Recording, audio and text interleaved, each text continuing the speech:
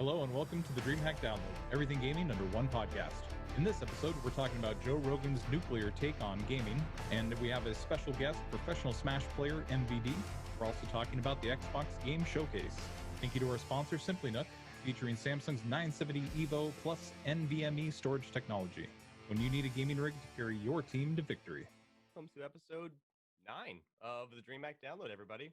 Thank you for joining us on this wonderful season of podcasts that we've been producing so far, and I hope you've enjoyed the journey with us.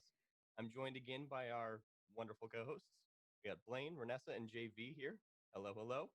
And like Blaine said, we're talking about some cool stuff today. But to get this right into it, we're a little heated, I think is probably a way to describe us this week based off of some words. I'm gonna opinions cool down with a drink that have come out. I got thoughts. There's a famous person by the name of podcast himself, Joe Rogan, that said some things about what gaming is, and his take on it was very interesting because he even admits going into it like he has a problem with games. He feels like he does, at least, because it sounds like they take him away from he feels like his productive time. So overall, I felt a little bit attacked at first, but I had to take a step back and say, like, this is a problem that does face our community pretty heavily, all the way to the point where you see the dramatic cases of people playing World of Warcraft until they literally die. So, okay, public opinion, media, all that stuff. There's a lot to discuss here, but we're going to roll through this pretty quickly. JV, can you start us off here? What was your opinion on the Joe Rogan statement that he made this week? You don't want me to start this off because No? I'm gonna come in as the contrarian here. Okay, let's say I can start, especially because Blaine just punched his mic, so he's got some anger issues to work out over there. The mic is clearly better built than the sound foam behind him because the mic is still very functional. The sound foam. Yeah, it's working fine. I'm fixing that later. Don't worry. But back to Joe Rogan. So my issue when the WHO classified gaming as a mental health issue, my issue with comments from Joe Rogan, there is nobody talking about the people who on a Sunday have 6 different television screens and their laptops up watching every single different football game, plugged into all of the different stats, completely obsessed with how their teams are doing, the trades, the injuries, players' lifestyles, angry at them for doing this, that, and the other thing during the... When you want to talk about unhealthy obsessions and you do not compare that to how we handle sports, how we handle reality TV, how we look at K-pop stands, anything like that, there are so many fandoms and entertainment venues and lifestyles that are very consuming.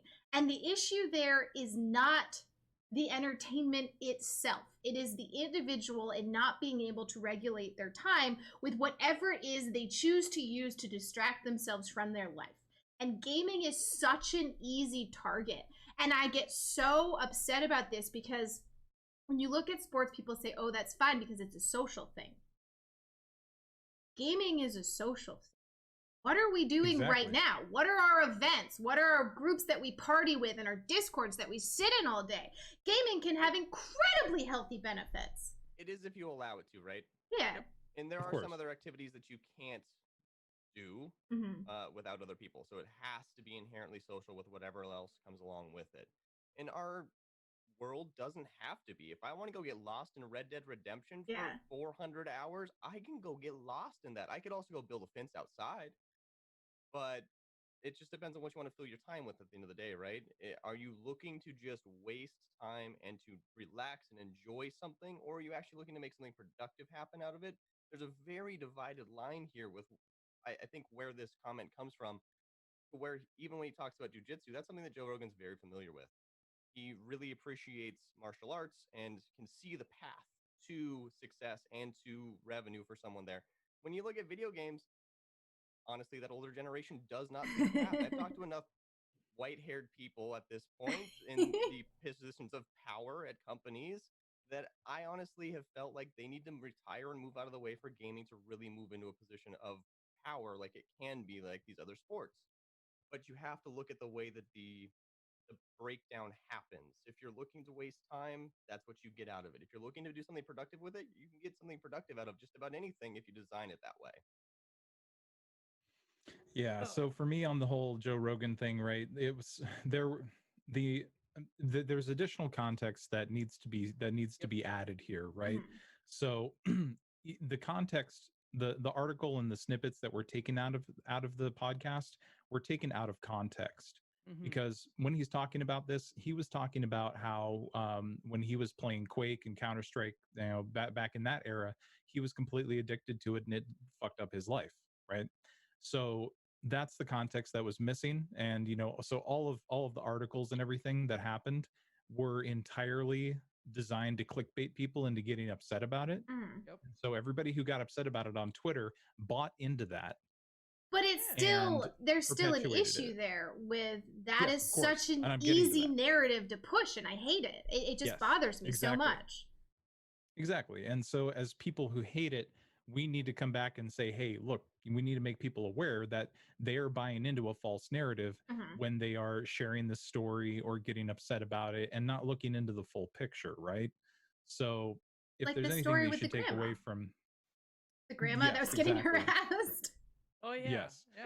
So if there's anything you should take away from what I've said, it's that you need to look with both eyes open when you see something like that and not just simply react, because the internet is an insanely good echo chamber, and please don't participate in it. You will be happier, I promise. Yeah, I agree with Blaine for sure. For me, honestly, and it felt good that I wasn't the only person thinking this, but especially after looking at the full context of the quotes and everything like that, I don't see what the big deal is in regards to what he's saying specifically, right? Because he's not talking about like somebody just blowing off steam playing video games, right? He's talking about like if you fucking degen so hard and you just like play games and do absolutely nothing else with your life whatsoever, and you're playing games for the sake of playing games with no like end goal in mind or anything like that, like you don't want this to be your career, you're not doing it to build your social skills or anything like that, then you're probably not going to get anything out of it. And I don't think that's a hot take at all. I think that that's facts. At the end of the day, life is very simple. You either have momentum or you don't. And I hate to say it, but if you're stuck like just in your parents' basement, just playing games by yourself with nobody, with no end in sight, with no goals, day in and day out, you don't fucking have momentum. And if you think that that's so rude of Joe Rogan to say, I don't know what to fucking tell you, buddy. I just think it's exclusive. I think it's too exclusive for how widespread of a problem this is. That's the part that I don't appreciate, that it's being essentially shade being thrown towards gaming, it feels like, and the way that his platform works and the way that it's all cut up. Gaming is right on the cusp of becoming something much larger than any of us ever thought it could be. And comments like that can dramatically affect the future of our industry. And understanding that this is a problem that comes from a much larger source rather than just video games is all I'm looking for, is acceptance here. And I don't believe that Joe Rogan sees that any differently, but I do think that the way that this is ultimately said is put into a light that is so damning to gaming that we just don't need that kind of negative attention. And it's gaming's just an easy target. That's just what it is. I'm sick of that being the easy headline and the easy thing to say. We're past the point of saying that you're a gamer and someone going, oh, you must be eating Doritos and drinking Mountain Dew in your mom's basement. I mean, that's the stereotype. And we are so far beyond that. And that is my issue. Whether or not that's the context of what he was talking about in his podcast, that's what comes out of it. That's what gets extrapolated, and that's the headline everyone sees. And it's frustrating when we have someone who's about to be on this podcast that, has done quite well for himself with video games and everything. It's insulting to have to see that all the time when this is what a career that many people have made successful. Yeah. But again, like I see, when I see somebody like Joe Rogan saying what he says, I view that personally in a very different lens than some boomer congressman who's never played a video game in their life being like, oh, this is why we have gun violence. It's because of the video games, right? Like that's fundamentally very different to me, because spoiler alert, Joe Rogan still plays video games. He was talking about Unreal Engine 5 a couple podcast episodes ago. He was talking about God of War before that, right? It's not somebody who is disconnected from culture that just got his like, okay, boomer face on, right? It's actually somebody who is probably a lot closer to a lot of the folks that are currently giving him shit about it. And again, like Blaine was saying, these, in my opinion, are comments that are taken without context. And if you want a straw man like that and then be upset that the straw man version of this is bad and it makes things look bad, then you can apply that to literally anything and make no progress on anything whatsoever.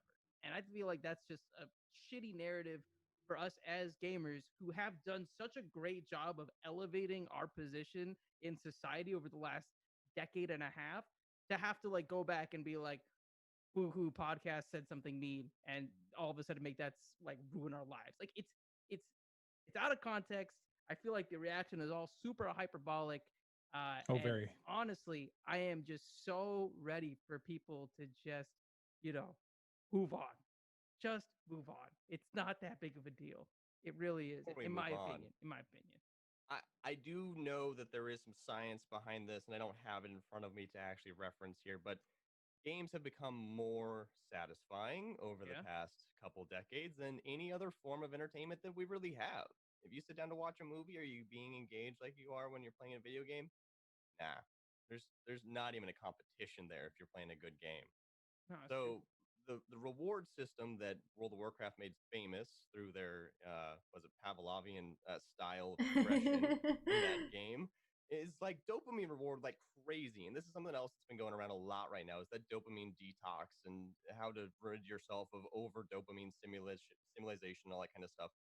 But video games are like crack versions of that. They are the meth of that if you look at all other forms of entertainment. And I can see how people get sucked deep into that. And I was someone that did. World of Warcraft, Call of Duty, they got me during a slug period of my life. And I dedicated a lot of time that direction. But I also had growth that came out of that, surprisingly enough, that I have to this day, even though it was one of the sluggiest periods of my entire life. But I got sucked into good game design is what it is. And I feel like this is a topic that we can cover for like an entire season of podcasts is the pitfalls of good game design and how they're adapting to it nowadays. But I really think that we can turn this narrative into a more positive message within our community to bring awareness to something that is a problem for sure, and that is lack of social interaction in our community. Because a lot of us do come out and go to shows that we're happy enough and lucky enough to get to go to, but those that don't, there is a lack of social interaction there that is a problem to a very deep core level of our community. And I wish that we could find a way to express to everyone how welcoming and at home they could feel in these communities that we get to build. Very true. Very true. Well said. But you have a guest for us today, like we mentioned. Would you like to bring him on, JV? Yes, I would. So I thought that especially given a lot of the conversations that have been happening lately around Smash, it would make a ton of sense for us to really bring somebody on who's very well respected and cherished in the Smash community. So without further ado, very excited to bring onto the podcast for the first time my good buddy and one of the best Snake players in the world, MVD. MVD, how you doing, buddy? Doing pretty well. I mean, you kind of lied about half the stuff you said there, but I'll take the compliments. It's fine with me. He's got to pump you up, so that you're ready to handle this podcast. Somebody has to. Should I have gone with Maui Doppelganger instead? Ooh. Would that have been a better play? You think? The people already know. You don't have to say that. You're welcome. So I think that we'll definitely dive into some bigger topics in a minute, but why don't you kind of give a quick rundown on who you are within the Smash community, what your story is so far, how you got into the scene, etc. Okay. Well, as you know, you said that I play Snake, one of the top Snakes in the world. That's a whole debate for a whole different time. Everyone loves to argue that. I just am happy that I'm able to play the game that I love, play the character that I love, and be successful. I've been a part of Smash since the Brawl days. So this is I started in March 2009, and we're currently in July 2020. So most people would probably say that I've wasted my life playing video games, but I have not. But yeah, no, I've been around the scene for 11 years now, going on 12, which is crazy to think that I'm turning 28 on Friday. Dude, happy early birthday! What the hell? Thank you. Yeah, you. hey, we get to celebrate. Yeah, like what is that? We would have been prepared or something. Yeah, hats, little blowers, little confetti. You already have the hat on, so you're halfway there. Wait, hang on. What did you call them, Kyle? Blowers? Yeah, little things. They're not called blowers, are they? They are to him. I don't even know what they're called. I think they're called party favors. I think they're just literally generically called party favors. Yeah. I'm not sure what the technical term is. I don't know. Wait, but so he had look this up now. he had a really key. MBD had a very key thing that he said in there that we were just talking about.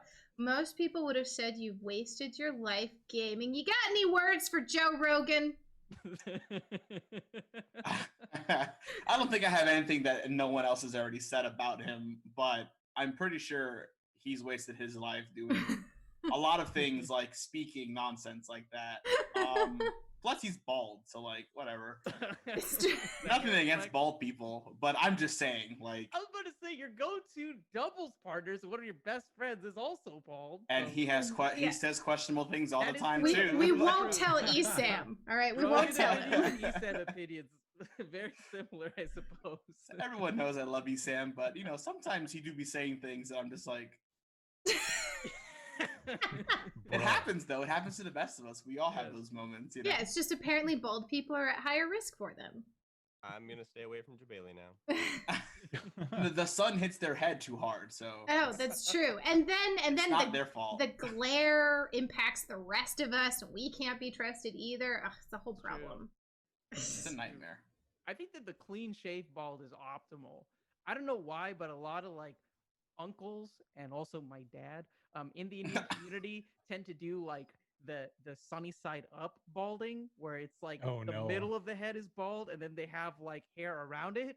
At that point, I'm just like, dude, cut all of it, right? Get rid of it all. Chop just it off. Install a solar panel. Elon's for you. They're just hanging on by a thread, like trying to relive the glory days. Okay, all right. If folks like that would actually like spike it up, like what's that guy's name from Tekken? Hitachi, whatever. Heihachi? Old guy. Yeah. Oh, hey, hi. See now, if you actually did that, I would respect it. It would look cooler. My dad could not pull that off at all. That's a shame. This man has no issue. lightning around him. Okay. I think we've totally gone into the baldness category here on this podcast. There's an Funny enough, anime none of us transition are here. bald. There is an anime transition. There's a because great bald anime characters in transition. Anime are strong as hell. It's true. I promise I didn't set that up. No, it's fine. Okay, anime character with the best hair, though. Anime character with best hair? Yes. If we're giving JV's dad styling advice for what wig to buy. See, I don't watch a ton of anime. Unlike most Smash players, gamers in general. Mm-hmm. If I had to go with best hair, I would probably say just pick one of the Saiyans. Like they rock it pretty well. Gotenks, you got the black and purple going on. You know, like. Yeah, pretty much almost anybody in DBZ that actually has hair. Yes. Pretty intense. Yeah, exactly. Krillin, like he figured it out. He knew after being bald for probably his entire life, he decided to grow hair. Just decided to. That's so easy. Jeez, why doesn't everybody else do that? I feel like the animators were just so pissed. They're like, "Are you fucking kidding me? We've drawn this guy with no hair for so long. You're making us do all these extra frames for no reason? Come on! What does this add to his arc?" What his wife wanted, man. Do you have some anime rants, JV? Yeah. You have some anime rants for us? Apparently. Very passionate about animations and drawings. Well, see, that's what we heard. You were passionate about anime, all right? So we're DreamHack. We're great at video games. We're working on that anime thing. So you're here to educate us, because Kyle and I don't have a clue. When you He knows a little bit. Everybody knows a little bit. I know a decent amount. Like I said, I'm not the most well-versed anime enthusiast out there, but I've watched a couple every now and then. I have a list that I have to get into. Don't we all? All right. Yes. Okay. So for the ones you know of, if you could live in one of them, what would you pick? Oh, my favorite anime of all time is Detective Conan, so I would for sure live in that world. Okay. Granted, someone dies like every day, but that's just like real life anyway, you know? Yeah. So how would you not be that someone? No red shirts, obviously, is step one. What else? Right. How else do you dodge I'd dying? just be the detective. Oh, okay. The detective almost never dies. It's very rare. So. True. It's true, man. I watch too much depressing anime, I think, to actually be able to answer that question. I'm glad you asked him and not me. Like, what are my options? Neon Genesis Evangelion? It's like, okay, cool, I get to drive a mech, but I'm also, like, just cripplingly depressed and the world's ending. Like, what the fuck? I have no options here, man. Even At least you like, have I wouldn't fun. want to live in that world. Yeah. That's true. I guess I'd have some Wait, fun. how are none of us saying, I know it's not, it gets memed on a lot, but can we talk about the Sword Art Online universe in which video games are so immersive that you can fully be inside of one? Can we have that? Like, giant titans that are scary and terrifying. And also, then you'd have to be associated with sword art, and I don't want to do that. See, man. but I like Sword Art. I know people love to hate it, but it's a fun one. I myself have not watched it, but I've heard a lot of both of those opinions. People that love to hate it and love to love it. And that's just that. It sounds like just because it's so divisive that it probably is really good. It is. The first story arc is good. The rest is a bit downhill. Well, and I think the rest is what makes it controversial. Kind of like when you talk about The Matrix, and everybody loves the first one, and then you get heavy divisions in the other ones. It kind of sounds like The Last of Us. That's true. Yeah, that's true. Okay. No spoilers. I still need to play it. What do you still need to play it? Hang up right now and go play it. Like, Bad advice. We have a podcast to do. It's not my fault. Okay, it's not just because we have a podcast to do. I played the first Last of Us with my good homie Sean Campbell. Shout out to Sean Campbell. He's an amazing dude, right? One of my best friends. And we were like, hell yeah! When the second one comes out, we're playing it together. And then the Ronas happens. Now, you know, I can't bail on him, you know. Plus, we're also like, this is a chance to practice your acting skills, so you play it on your own.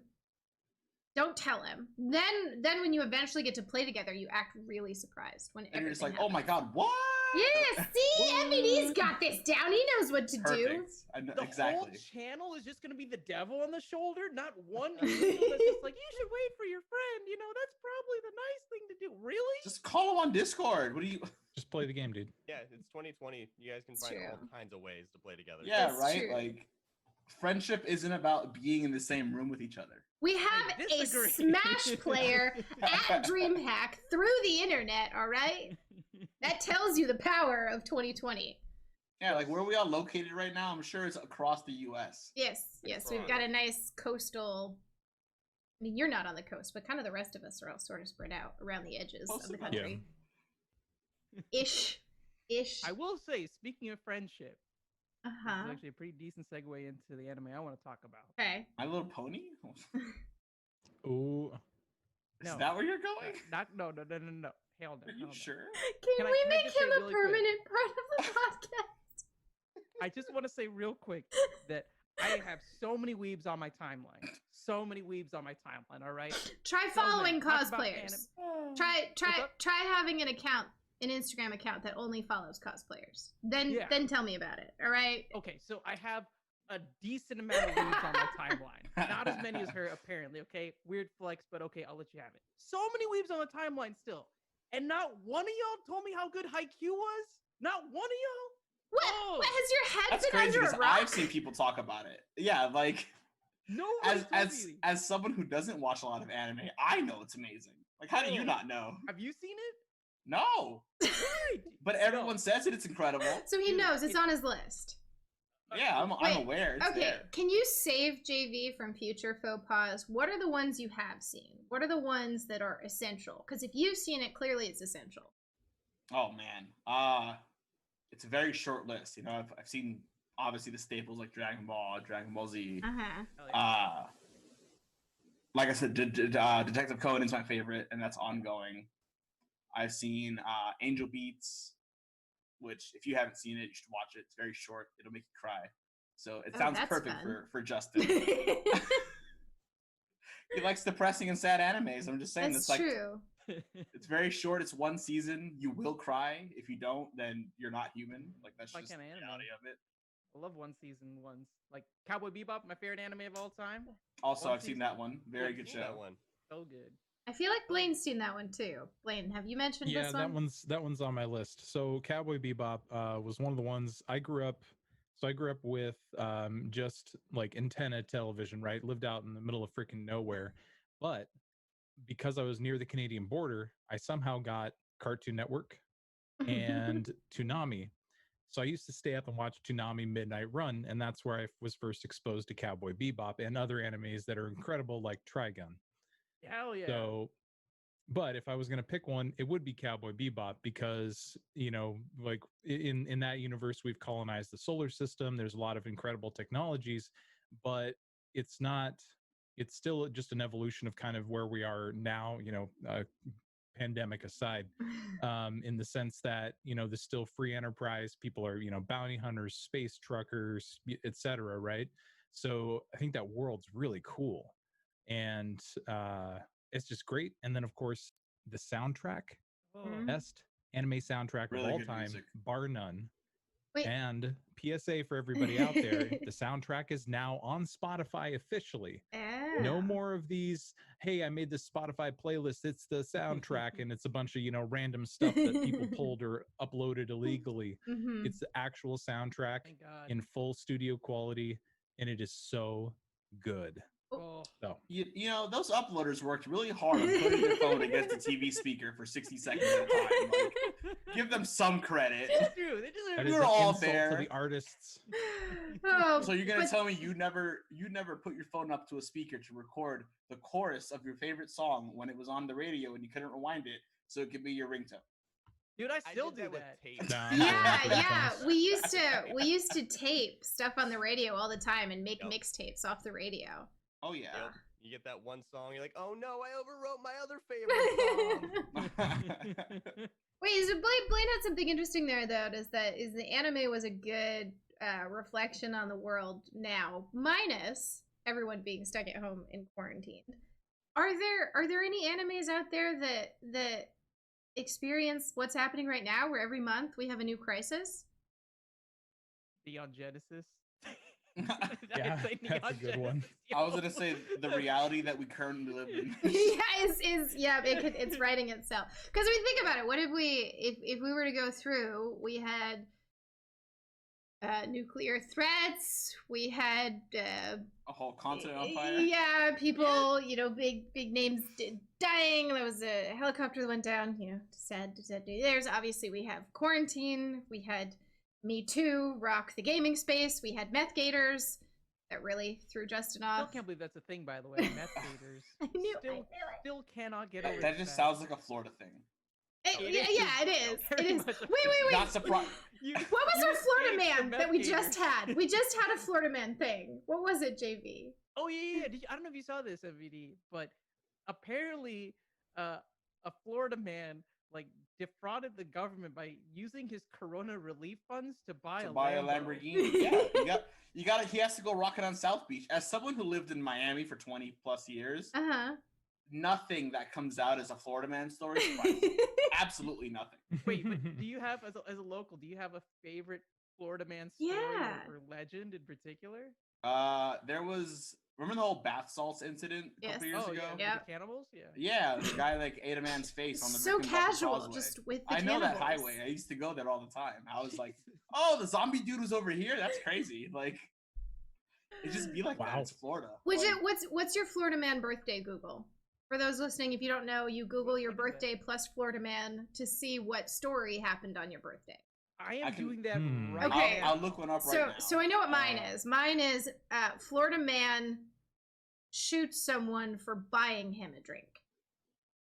So he asked someone to buy him a drink, he bought it, and the dude shot him. Oh, man. All right, so mine is Florida man hit by car during failed In My Feelings challenge. All right. Mine is the first two. What the Oh, is there more than one? It's wild. It's something about July, man. It's something about. Are you end of July or are you beginning of August? And 31st. Yeah. 31st. All right, JV, what's your Florida man? Naked Florida man stood in a fire and chanted gibberish. Mushrooms did it, cops say. So by a fire, do they mean like just standing outside because Florida quite literally is a volcano? Like... Yeah, that's true. That's true. Oh gosh. True. It is literally the surface of the sun. Okay, Blaine, what do you got? Here we go. I got Florida man arrested for giving girlfriend wet willy. Wait, Oh boy. That's an arrestable offense? I mean, Tell is me, that considered Florida- some sort of like unwanted violation of a barrier of your body at that point? Like that's kind of where I could see that going medically, depending Florida on how far you is got that finger in there. its own place. That's all I know. Kyle, did you look yours up? Florida man jumps into crocodile pit, gets bit, claims he was held captive. By what? The crocodiles, obviously. Payroll himself. Well then. Big Yoshi, you mean? Oh my god. Oh no. Like, No. Florida stories are just crazy. Like, whenever something crazy happens, I just assume it's always in Florida, and 95% of the time it's in Florida. Yeah, well, with the meth gators, you were safe. I feel like Florida could be its own anime. Yeah. No, it really oh my is. gosh, can we Anime make this would Florida happen? be? Wouldn't the Florida anime be One Punch Man? I feel like there's enough stuff that happens in One Punch Man for me to feel like it's very Florida-esque. Like he's messing up like giant crustaceans early on and things like that. It makes sense to me, I think, But right? Florida anime arc is just a fucked up slice of life. That's all it is. I'm just imagining the cosplays for a Florida Man anime right now. Oh god. Like that one, dude jumps into crocodile pit. Is it just someone walking around with like crocodiles hanging off of them in a bunch of places? No. Got a bunch of plushy gators running behind them on strings. I'm just Stop the bus. I terrified. want off of this one. Yeah. My brain went to a very weird place of Florida Man anime fan service, and I don't even know what that hellhole nightmare Oh, would look gosh, like. that's- I would almost So- guarantee if you looked on Reddit, you'll probably find a thread. Yeah, Yo, did you that's. see- I don't want to roll through before Honestly. this. I don't want to. Did any of y'all see that? Just a couple days ago, there was like a fan-made SpongeBob anime, and it's actually really good, low key. Did y'all see that? I have not. I'll check that No. out. Though I love SpongeBob. It's really good. Dude, It's pretty really good. cool. You got like legit voice actors and everything. It's well Wow. animated, Okay. all in Japanese. Like, it's got the theme song, the little in between like 15-minute marker commercial break. Oh, Okay, but is the opening fire? the opening is fire. Yeah, Okay. The it's opening incredible. is fire. Gary sings the opening, and it's so good. Oh. What? Oh goodness. Okay. Boy. Before we devolve further, Justin alluded to this at the start. We have a serious topic for you. As fun as Anime don't Florida believe Man you. is, no, we have one. It's true. With what happened in the Smash community, we didn't want to weigh you down with that entirely, and I'm sure a lot has been said about it. But Yes. it's something that we haven't spoken a lot about at DreamHack yet. And we have so many Smash events. We have, it's what we have at LANs. Not talking about what happened necessarily, unless you want to, but what can events do? What are you looking for events to have moving forward? You're here with DreamHack. You're here with the people that design events. Do you have any feedback, or have you seen any good resources? What are things that are going to make events comfortable when we finally get to have them again? I think that's something that everyone's trying to figure out, myself included. Something I can think of, because a lot of the problems and issues that have been going on in the Smash scene and the gaming scene in general, a lot of them stem from having alcohol related incidents. And I feel like events, like, obviously it's hard for every event to do this because not every event has the financial backing to have like super proper security or anything like that. But I think that as people enter and check in for events, they get their badges, they get their little goodie bags, whatever it may be, that there's also some type of a stamp, a marking, a wristband that indicates people who are under 21 or under 18, whatever the legal drinking age is for wherever the event's being held.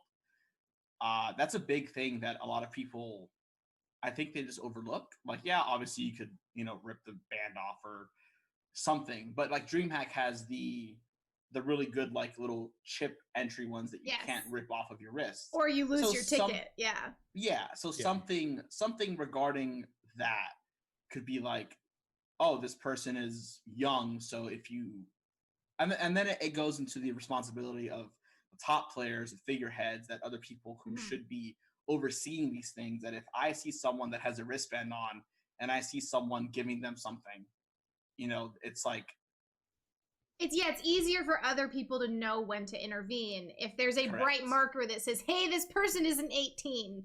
Yeah. So it's a big thing that it's like, it could be awkward to be in a situation where you're the one to try to stop something. But I feel like if it's encouraged enough through having something that indicates that this should not be happening, besides just like your own moral compass and just like legality reasons behind it, it's easier for people to be like, hey, that's a bad thing, stop that. I like that. That's a really good idea. That wasn't something that I had thought of or been talking about yet. Yeah, I haven't heard that one yet. I've been talking to a lot of my industry folks about this issue, and that's a new one.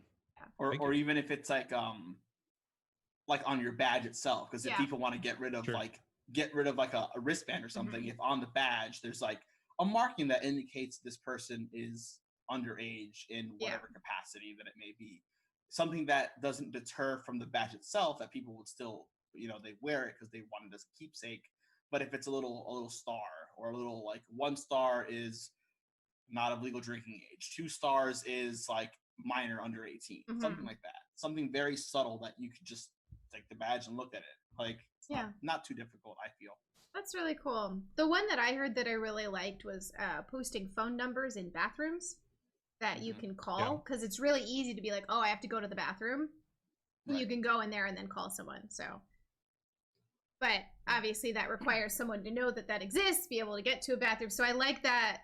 I like having something that just helps Good Samaritans know when they need to step in a little better too. No, that's a good one. Because if you're looking at just like the Good Samaritan aspect, like if someone is, it could be someone that you don't even know. Like, let's say I see 2 strangers who know each other doing something that's not right.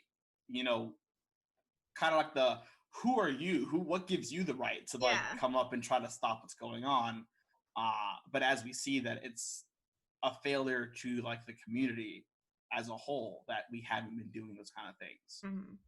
So it's something that we all need to step up and do to make things safer for those who are younger, impressionable, you know, women, children, whoever it may be, because they're a big part of the scene now and moving forward. And it's, I mean, for DreamHack, I know we love video games. It's about having fun, and Smash is, gosh, I've never been good at it. I've never grinded it, but it's always been one of those things where you go by that area, you talk to a player, and you're just excited. Like, you hang around with Smash people, and you're just excited, and you're just so happy, because the community there is so, honestly, it's so much more uplifting than maybe some other esports communities are sometimes. Like, Smash is so positive so often. I think a lot of that is because it's very competition heavy, right? Like, a lot of other esports are really more spectator friendly than anything else, right? Like, most of the people that come to our Rocket League event, for instance, come to watch Rocket League and not so much play Rocket League, right? Whereas Smashers, I mean, they'll turn up and they'll get loud and rowdy, especially whenever it's top 8, but they're also competitors at heart as well. And I think that in-person atmosphere helps a lot whenever it makes it so that, you know, players in general have this sense of camaraderie among each other, and I think maybe a little bit of a higher sense of welcoming in that sense too, which is why, especially, you know, the things that kind of came out over these last couple of weeks really hurts, because it feels like, to me anyways, people that are taking advantage of that friendly feeling, that camaraderie, and twisting it and using it in ways that are inherently nefarious. And I feel like it's like a big joint effort between tournament organizers like ourselves, top players, figureheads, commentators, etc., to just really be mindful, right? Be willing to stop situations from escalating, and understand very keenly this is very clearly not okay, and we need to step in and do something about it. Because for me, I think what hurt the most even if I haven't been as deep in the scene as maybe when MVD and I met. But what probably hurt the most was to see that it was a lot of people that were kind of at the top that were really getting outed for this. And the dark thing that kind of pops into my mind is how many people knew about this, but just didn't say anything for one reason or another, or turned a blind eye to it, or even worse, actively covered some of this up to prevent it from coming out, you know? Yeah, and that's always hard. See, and the point you bring up about like how many people know about situations, like I'm sure most, if not everyone, knows that I was like involved in one of those situations, like as a witness and like proof. And a lot of people gave me grief for it because I didn't speak up about it and because I didn't do anything to stop it. You know, saying things as if they were next to me when everything that went down went down. Well, and it's situations like that. It's so hard to know what's happening, and so something I really want people to think about is that oftentimes victims feel very uncomfortable coming forward, and they will vehemently beg anybody else who knows to just drop it and move on. That's 100% what was my situation. Involvement. You know, victim doesn't want it to come out, and I try to be like, hey, like, yeah, it'll be okay, like, let's get it out there, like, you'll be safe, I got your back. But that can, like, words like that can only go so far. Yeah. And you can't obviously force someone to relive moments or speak on moments that they don't want to relive, because then if you're doing something against their will without their consent, that doesn't make you any better than their abuser. Yeah, which is the whole point. It's and it's so messy, and I mean I personally, and I'm sure everybody here really appreciates you giving us a small slice of what that looks like, because I know it's not a comfortable topic. No, not at all. But it's something that I've been dealing with it for the past July 2nd, so almost 4 weeks now. Yeah. Like I get it, and I talk a lot about it because it keeps being brought up, like not in this kind of way, but like more in a malicious way, like, oh, well, you're a bastard, like you could have done better. It's like, well, no. Yeah, like, everything is so messy and it's so hard, and gosh, hindsight's not even 2020 here. It's like you look back, you're like, I need one heck of a prescription to figure out what I was supposed to do. Yeah, especially when people, like in my situation, because I can only speak on that from, like, you know, obviously being a part of it. Like, I felt that I did most of everything in my power. The victim said the same thing, that I tried my best, but, you know, it wasn't something that was up to me, inevitably. And people pretended or continued to act as if it was, because I'm the adult and I'm the responsible person. But people need to understand that you can't make others do things. Yeah. Like that is the focal point and the issue of what's wrong with all these stories. People making others do things that they don't want to do. So when people try to think about it from that perspective, like, how much better does that make me? Is it better because you see it as me doing a good thing? Yeah. But then someone could also flip that and be like, oh, well, you protected her without her consent, therefore you're bad. Yeah. Like, wait, that just doesn't sound right. Yeah. So it's all complicated. So I'm gonna end you on something happy, uplifting again. You know, we'll take a nice little loop. I met you at a DreamHack a few years ago. I knew you looked familiar. Yeah, I did an interview with you and Esam, and Katana Prime came and laid across everybody's lap. So that was I vividly remember that. Yes. So that was how I met you. And honestly, that's one of my favorite interviews. That was the first event I was ever doing anything like that. So it's pretty highly ranked in my favorite DreamHack memories. So I'm asking you, do you have a favorite DreamHack memory or short little story to just, you know, give everybody some happy vibes before we close this out? Man, I love DreamHacks. Like, honestly, like, not even trying to butter up to you guys. Like, I don't care about that. That doesn't matter to me. Yeah, we'll like, take it. DreamHacks are always some of my most favorite and fun events every year. There's like 4 or 5 of them a year, or like 3 to 5 of them, and I usually go to all of them. The atmosphere, the energy, the venues, the music playing, just everything, everyone just coming together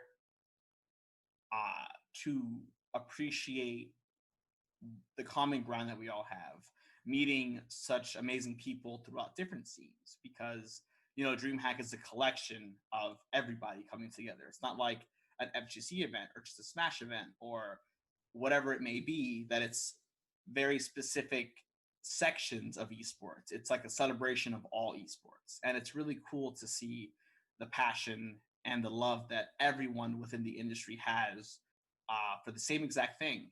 And then like picking one moment, that's quite impossible for me. Sorry. No, it's fine. Like, I've just been to too many DreamHacks, and like I said, they're always fun. Walking around, seeing all the things for sale, seeing all the vendors, all the indie games that are coming soon. They want us to be a part of their development process and play my game, try this out, give some feedback. Like, it's really cool to see everyone having such a good time together, no matter where we come from, no matter what background in gaming we all have. We all share it together, and it never feels different speaking to someone from a different branch of esports. It's just like, oh, well, they're just like we are, but from a different perspective and a different game, and just meeting people in the industry, networking, just everything about DreamHack has always been incredible. And I really do urge everyone to go if they can, because they're, like I said, they're just some of the best events that you can go to. Kyle, do you need a tissue? Are you good over there? I'm so happy to hear all this. It's something we hear from our attendees all the time, but it's not something we get to interact with professionals in the industry as well when they come in and play at our events. So it's nice to hear the feedback comes in from all sorts of different levels, that is a vibe that everybody digs, because we get a lot of pushback, honestly, for some of the things that we do at our show. And the fact that you just described all the things that we love to put on at our show is perfect. Music to my ears. Yeah, it was beautiful. Okay, well, we're gonna let you go. Before you do you have any shout outs? I know you've been streaming quite a bit, so do you have anywhere people can find you? Anything that they should be checking out? Yeah, sure. My social medias, I have Twitter, so twitter.com/MVD731. It's my birthday. Everyone always asks, what's 731 about? It's my favorite number. No, it's my birthday. My Twitch is twitch.tv/MVD_731. Those are the 2 main places that you'll find me. Man, just shout outs to everyone that's like sticking around through all the bad stuff going on in the gaming industry in general right now. Like, there's a lot of awareness being brought forward, and people are shockingly just accepting stories from victims, and it's like we've never seen anything like this, that people are so understanding and willing to believe people. And I think that it's a big growth for everyone, and I hope that it continues to happen. But yeah, shout outs to everyone in this call, event organizers, tournament organizers, everything, parents who bring their kids to events and support their dreams and aspirations, much like my mother did for me. Shout outs to Mom BD. She's gonna listen. She's gonna cry right now. You're the best. But it's just, a lot of people think that the scene is for the top 1, 2, 5% that get money from it, that do all these things, but it's really about the rest of everyone else. Like, without the 95 to 98% of the scene, esports, it doesn't exist. So shout outs to all of you showing up, subscribing, watching, cheering, everything. Just everything that everyone else does makes it possible for all of us to have careers. So thank you all. Well, thank you for that, and thanks for joining us on the podcast. We hope to have you back soon. For sure. Take care. Bye, everybody. Take care, dude. Thanks, man. Well, thank you, MVD. That was awesome to have you on the show. Some of those ideas that you gave us are actually really good. Right? We're going to be taking those back to some of our work groups we have to refine our shows while we're in this interim time. So I actually really like that idea of being able to identify different levels of attendees based off of some sort of visual addition to their badges or wristbands. So we'll bring that up in some of our discussions. JV, thank you very much for bringing him on. Dude, no problem. Honestly, I may have made a mistake, man. He did a better job of describing DreamHack than I do, you know? Oh my goodness, I thought Kyle was gonna cry. Yeah, Kyle was moved to tears. It was good. We may just have to replace JV with the better looking, longer haired version of him for the future, but MVD was fantastic. Oh, and the My Little Pony comment. Oh, so beautiful. That was very good. Punching bag. None of y'all even let me talk about Haikyuu. I'm upset. It's so good. It's on Netflix the first 2 seasons, and the rest is on Crunchyroll. Go watch it. And if you don't like it, then don't tell me because I probably won't like you as a person. So please comment on this video that you don't like the anime purely to trigger JV. That's what we're looking for. Please do. How much you should watch My Little Ponies. Yes. Again, because we've all known he's seen it before. Multiple times, but it's time for another watch through. Speaking of some things that people didn't quite like, Rainbow the Dash Xbox Pony Game Showcase. Wait, people didn't like that? I know, right? I'm getting some like mixed reviews about this out in the wild. I've never watched one before. I tuned into to Joker. He's a Halo speedrunner, and I decided to watch him watch it. People didn't like that? No, different. I'm not gonna lie, Vanessa. I thought you like tuned into like, I don't know, Joker on HBO, and you're like, you get what you fucking deserve. No, streamer, pro ace Joker, Halo speedrunner. We've had it our show before. Fun guy was doing record holder. Yeah, I was doing reactions to the showcase, and I don't know, maybe it's just because he was super hyped. I was super hyped. I have never played a single one of those games ever. Haven't even heard of half of them, and I thought it was awesome. How do people not like it? I'm not exactly sure. I think they were looking for a little bit more than what they got. And, you know, Halo not showing multiplayer, that's all anyone really cares about. The story's going to be so good in that game. Open world Halo. Oh my gosh. It's gonna be cool. I need to play it. Look a little better. What? Well, it's okay. So there was a thing about that I did see yesterday. And I actually commented on this myself. I was like, you know, the video that they showed here, the textures look a little flat. Like I feel like I'm looking at like Halo 2 here. What's going on? And there was actually an article put out about this specifically. One of the developers addressed it.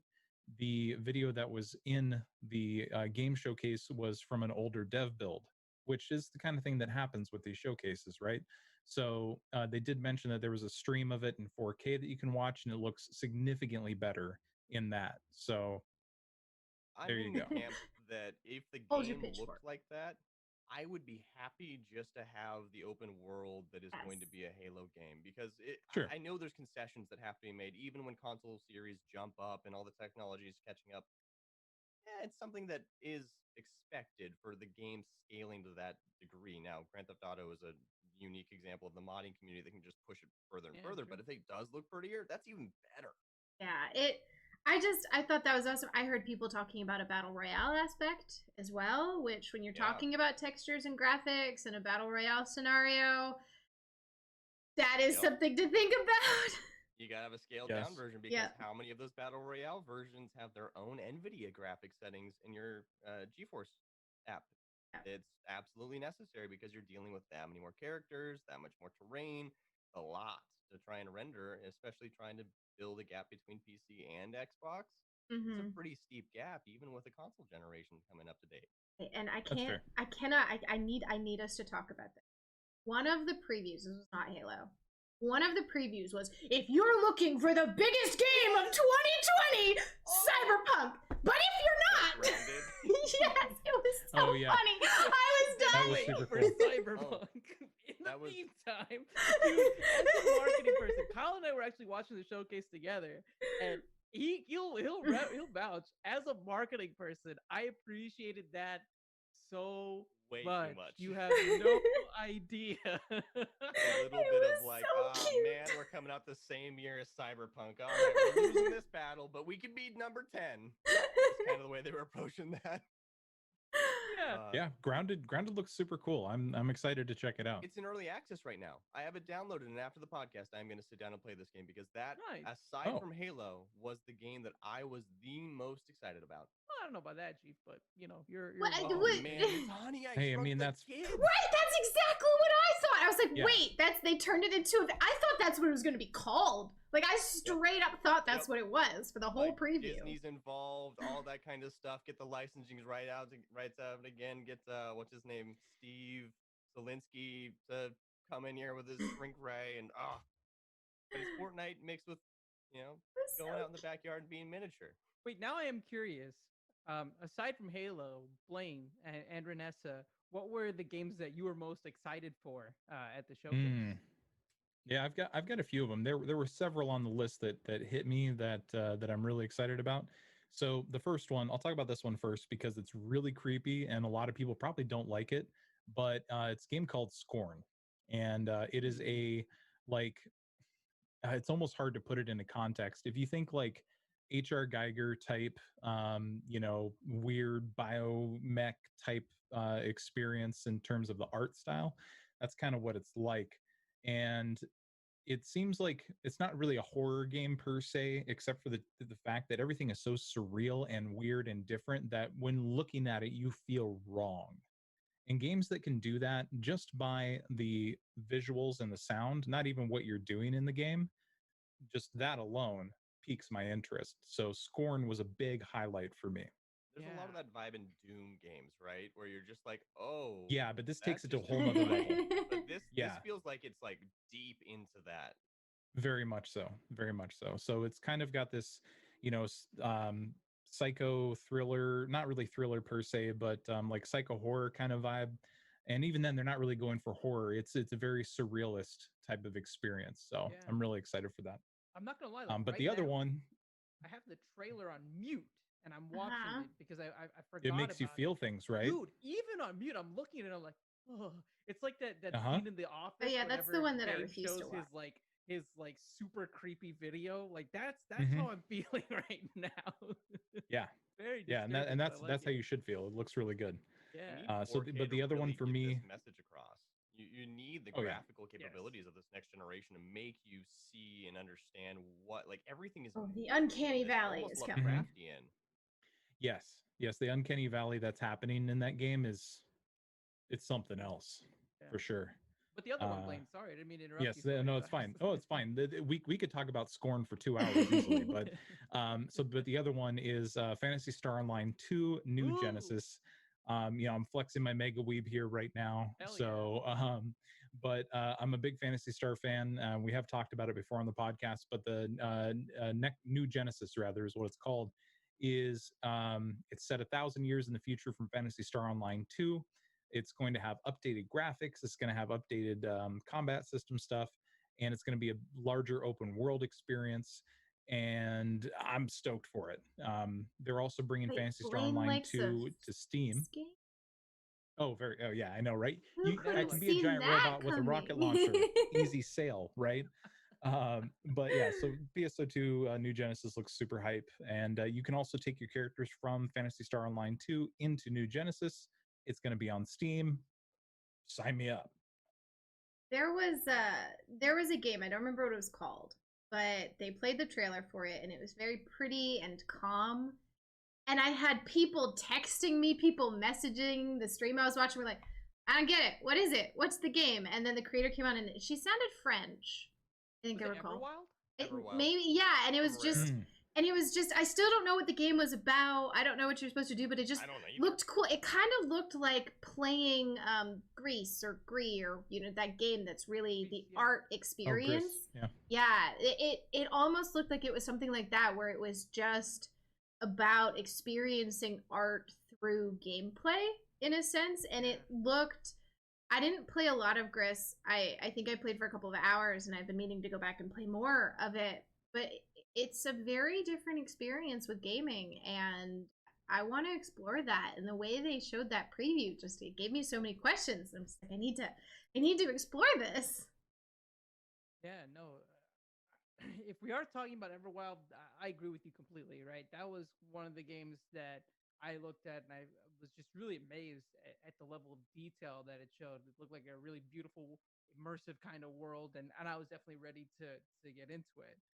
For me, one of the games that really surprised me, aside from Tetris Effect coming to Xbox, he lost his That shit. was pretty good. I asked Kyle, I popped off harder for Tetris than I did for anything Halo, else. dude. I got so hyped. There was a multiplayer. I was like, oh, that's Jonas. I know Jonas. He's a cool dude.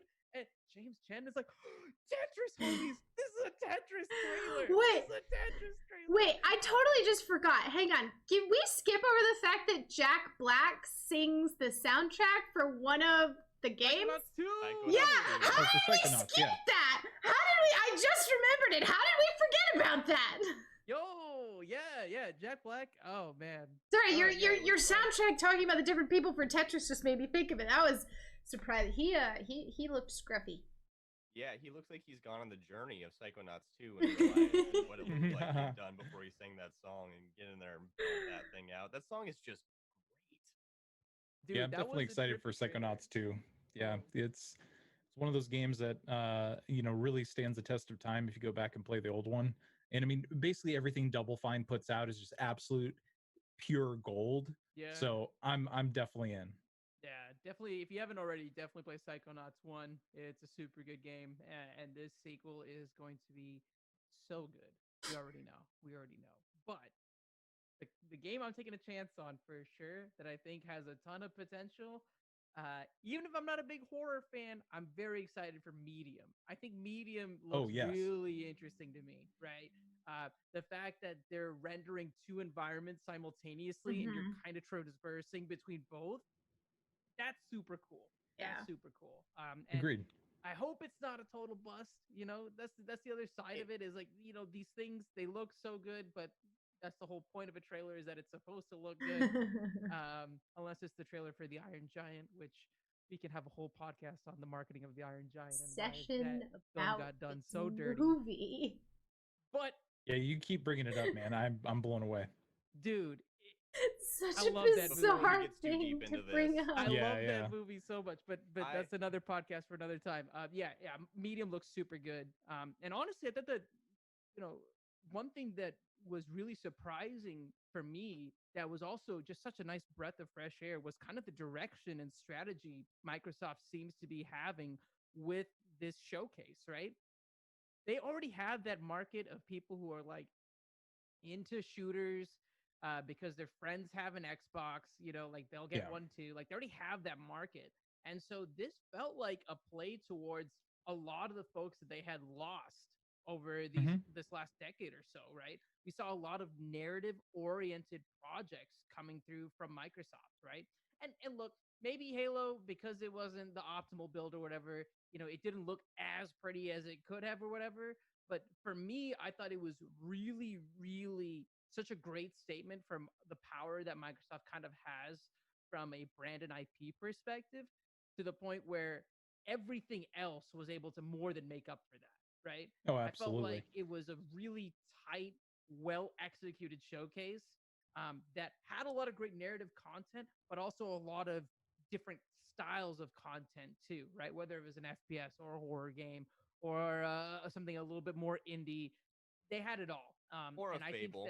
that again, like I said before, like I was arguing with Renessa on, even though I guess she kind of wins because Game Pass means it's going to be on PC as well.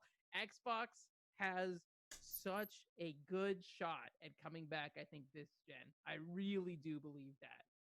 So this begs the question again, now that we've seen both of the game showcases and kicking everything off, does it change your opinion on which console you'll buy, PlayStation or Xbox? I'm buying nothing. Well, I have a PC. Yeah, exactly. I was gonna say I'm buying I'll get Game a Pass. PS5 eventually. Yeah. But I have Game Pass for PC, and then I also have an NVIDIA Shield set up on my TV, and I can actually stream my PC games downstairs, no problem.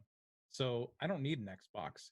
And frankly, that's not what this was about either, because at the end of the day, this wasn't Xbox Game Showcase. This was Xbox Game Pass Showcase. Yes. That's exactly what it became, right? Yeah. That's what they framed it at the very end is like, oh yeah, sprinkle this little Steve Jobs thing on top for you. This is all on Game Pass, everybody. You don't have to buy it. any of these games that we just showed you. Just keep giving us your money every month. Yeah, and you don't have to buy the console. Yep. Yeah. Well, that's exactly what we said they had to do. That was our whole discussion on the previous episode. Was Xbox was targeting all of the crossover and everything because consoles are expensive for them. We get to see them flex all of the muscle that they've taken the past decade to build, and the acquisitions they've made of all of the companies that Microsoft is just fat checking out the window of all these major studios, and now they feel like they're finally under the umbrella of Microsoft and are being enabled to produce. It seems like even they're not being held back, which it seems like Microsoft was a little bit notorious for in the game space, is when you were a publisher that worked with them, that you were kind of doing what they wanted you to do. Now it seems like they've given a lot of their studios free reign to go produce games that are going to help sell Game Pass. Yeah, it's enough to the point that Bungie came back to Microsoft. Yeah, what the hell? The most the random new light thing. stuff is really cool. Like the fact that you're going to get the expansion and everything else by paying, $5 or 15 or whichever tier you choose, be able to access that in Destiny. It's massive. Yeah, huge. Yeah, honestly, even if you're such a diehard Sony fanboy or a diehard Nintendo fanboy or whatever, you have to admit that I think that Microsoft did win in that sense, that they have set up great win conditions for them, because even if they do not sell as many consoles as they need to, they have Game Pass to make up for all of that, and that is just insane to me. And they've got the power of servers behind them with Microsoft's Azure, and there's just a lot that is there helping them, kind of like a big Amazon behemoth, and we're seeing them use that force, and it's going to start to push on Nintendo and Sony pretty hard, in my opinion.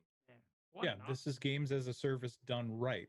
Yes, they are absolutely in the forefront, leaps and bounds ahead of PlayStation's. I forget what the service is called for their games as a service, PlayStation Now, something like that, and everybody else that's doing it too. This is a clear win. Absolutely. Well, and I don't know about you guys. I'm still going to get a PlayStation because of some of the exclusives that direction. Play that Spider-Man. Right. That's kind of the direction that I feel like everyone's going to end up going, is that, I got a PlayStation to play the 4 PlayStation games that I need to play on that. And then I got an Xbox and a PC / the device thing that plays all of these Game Pass things, and it's perfect. But we did have a interview, Renessa, that kind of shared an opinion on which direction they would like to go down this Xbox or PlayStation rabbit hole. But I think we're going to show that. It's a pre-recorded one, so enjoy this. Here on the DreamHack Download, we are very proud to be partners with the wonderful Simply Nuck. They are the Intel Partners of the Year under the Local Original Equipment Manufacturer category. Now, I believe, Ted, you are here with me. Did I get all of those titles right? I think so. I'm going to have to double check, but yes, I think we got it right. That's wonderful. Okay, so I just said Ted. That's all I'm giving you guys for viewers. I'm leaving it up to him.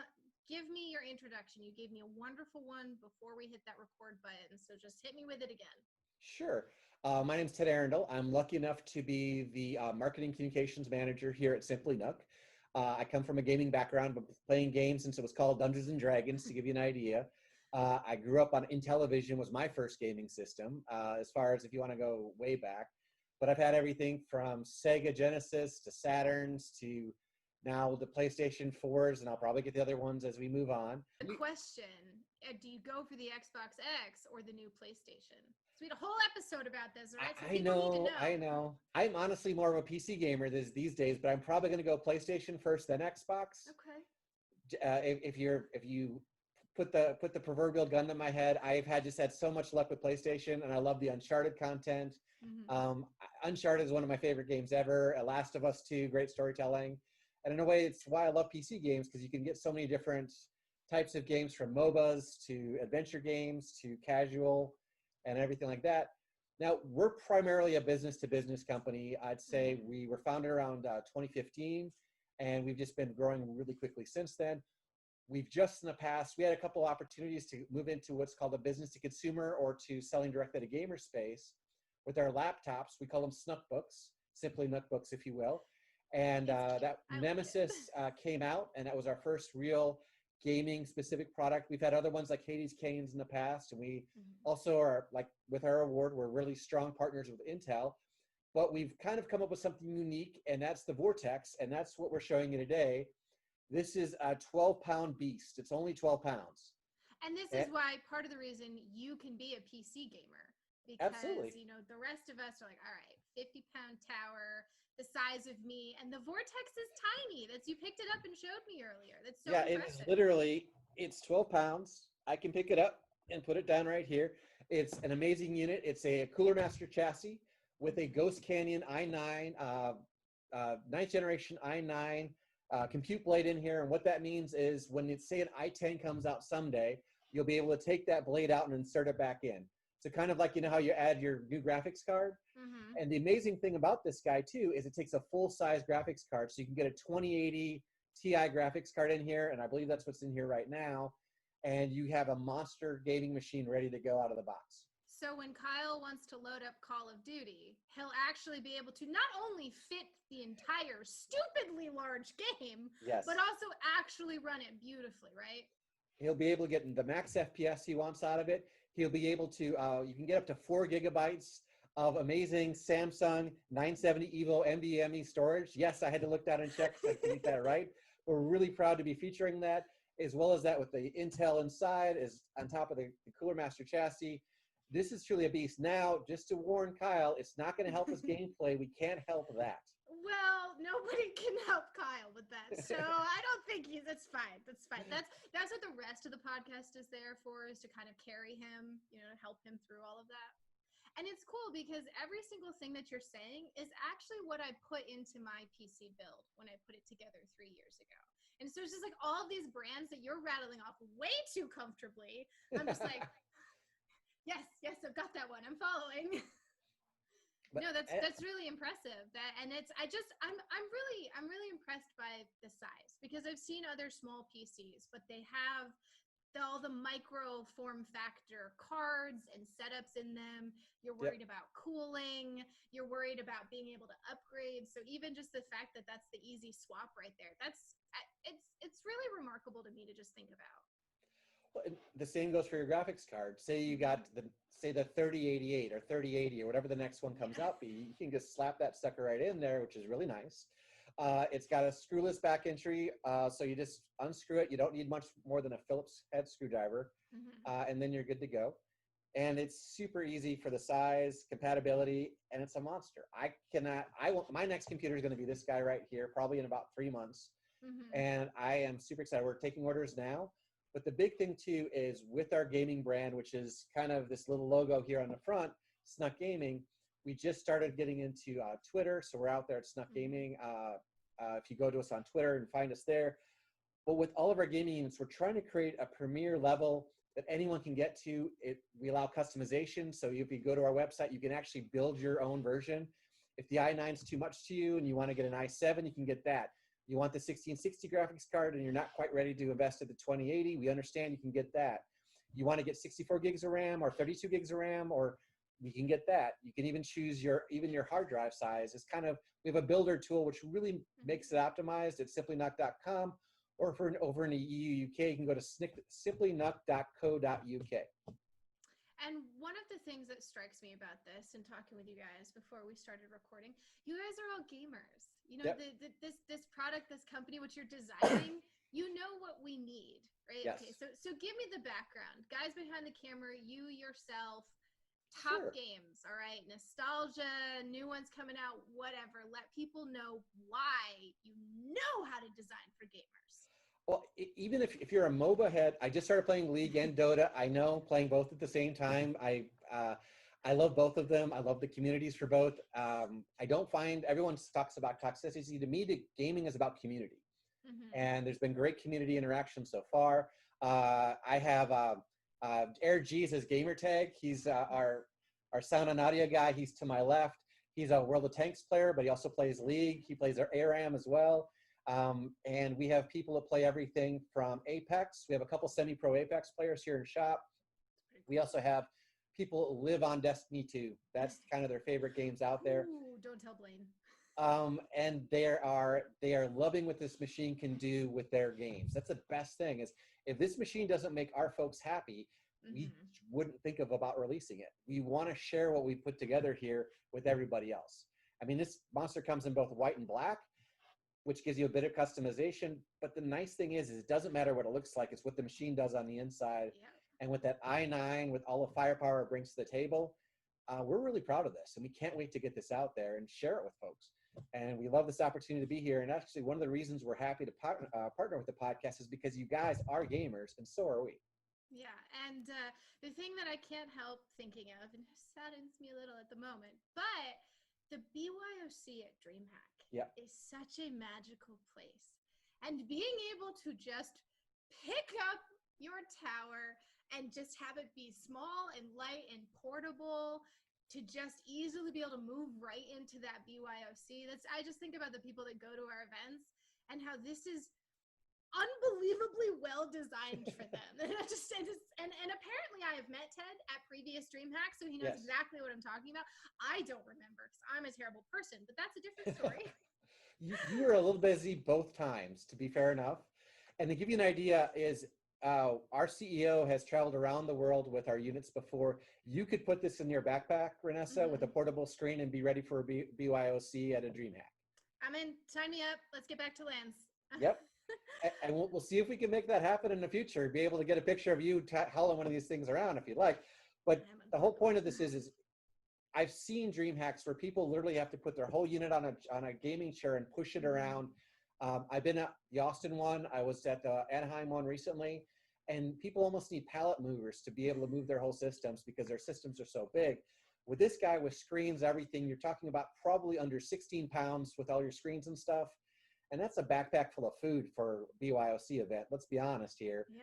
And your favorite snacks. And then you put that on your chair and you're twice as fast as everybody else. When you're trying to get, you've seen the fun cattle moments of BYOCs when those doors open and everyone's running for their favorite place. This guy here, you're not going to worry about getting a hernia. You're going to have a great time with it. And I'm still going to put you in the top 1% as firepower goes at those BYOC events. Yeah, which altogether is very impressive. So I think we're going to wrap this up and go back to everybody else so Blaine can talk about Destiny for about an hour. So before we do that, do you have any last shout outs or anything you want to say? No, we're thrilled to be partnered with the DreamHack Download podcast. As gamers, like I come from the gaming background myself, but not only that, we just love the fact that gamers continue to find community even in the most challenging time. And thank you guys so much for being an amplifier, a voice for the gamers out there.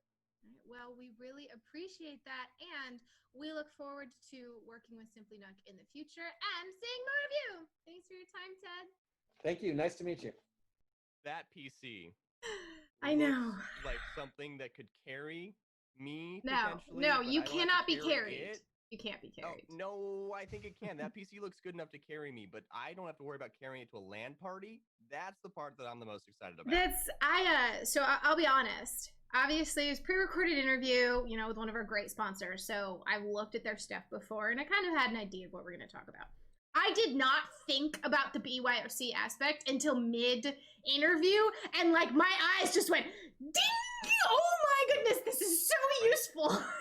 Our most dedicated bunch of founders, attendees that come to our shows have custom built rigs like this, and they're very complex and fickle is the way to describe them, because they're always playing with them because they're super tight form factors. But this is something that could prevent you from having that catastrophe of rolling your entire case across the convention hall because you had to bring that behemoth with you. This is the thing that you put in the level 3 backpack, or that meta threads going out there. Those are the perfect builds for that kind of BYOC life. And I love what Simply Nook is doing here. Yeah, absolutely. I've been a huge advocate for small form factor builds for a long time. In fact, I was probably the first of my buddies to do a micro ATX build back in the day when that was brand new. And I was the guy who carried in my entire load in just my arms. No problem. Everybody's like, it's like, how'd you? Well, and that's the crazy thing. These are still full sized. So it's not even like you need the tiny, it's just because they know what they're doing and they can build all of that in. So you don't even need to go tiny. When you buy a laptop and you have to sacrifice so much, have the mobile processor and the mobile graphics card. It's pack it a 2080, but works like a 960 because it's a mobile version. Yep, I got the because burn thermal marks on my thighs to prove it. Oh gosh, yeah, college is not. Oh, do not turn off that thermal throttling, or else it'll melt through your computer. yeah. No, he was. I mean, he was a fun guy to talk to, and It seems like a great guy. yeah. He understands where it seems like our demographic is coming from, and he's identified a problem that Simply Nuck is ultimately going to help solve. So if you are in the market for a nice travel build for when BYOCs do come back around for these LAN parties, these are great computers, and you should definitely check them out. Well, this is kind of an odd moment for us. This is the ending of our 9th episode that is the final episode of our summer season. And after this, we're going to take a little bit of a summer break, but you can expect a few more podcasts out of us in the future. And the best way to keep track of that is by following all of our social media links. You can find DreamHack at all of the social media platforms. You can find our podcast on Spotify, iTunes, Podbean, Stitcher. We're working on Google still. It's a little finicky, but we'll get there by the time we're back for the next round. So if you are a Google listener and you're listening to these now, thank you for joining us on Google. But I'd also like to thank all of our wonderful sponsors, Razer, Astro, and Blue Microphone, for being a part of this season. And until next time, we'll see you.